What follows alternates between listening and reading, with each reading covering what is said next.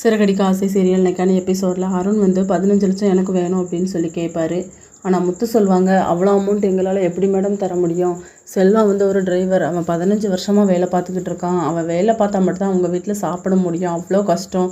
அவன் எப்படி மேடம் அவ்வளோ பெரிய ரெடி பண்ண முடியும்? அதுவும் குழந்தை இருக்குது, அவனுக்கு எவ்வளோ தேவைகள் இருக்கும், மருந்து மாத்திரை, அக்கா தங்கச்சி கல்யாணம், அப்பாவோட செலவு அப்படின்னு சொல்லிட்டு அவன் டிரைவர் எவ்வளோ கஷ்டப்படுவான் தெரியுமா? அந்த டிரைவரோட வழி வந்து இன்னொரு டிரைவர் எனக்கு தான் தெரியும் மேடம் அப்படின்னு சொல்லி ரொம்ப ஃபீல் பண்ணி பேசிக்கிட்டு இருப்பார். சாப்பாடுக்கே நாங்கள் வழி இல்லாமல் இவ்வளோ கஷ்டப்பட்டு, இது ஒன்றும் பெர்மனண்ட்டாக வேணால் வேலை கிடையாது, வேலை இருந்தால் மட்டும்தான் நாங்கள் போக முடியும், சவாரி இல்லாத இடத்துல சும்மா தான் மேம் இருக்கணும், கொஞ்சம் யோசிச்சு சொல்லுங்கள் அப்படின்னு சொல்லிட்டு.